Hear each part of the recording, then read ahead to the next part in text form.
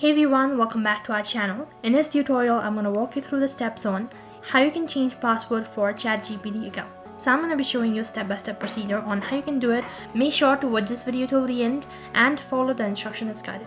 So in order to change your password for ChatGPT, first thing you need to open up your web browser, and also you won't be able to change your password from your account itself. So first of all, what you need to do is you need to log out of your account. So click on your profile icon in the top right and click on Logout.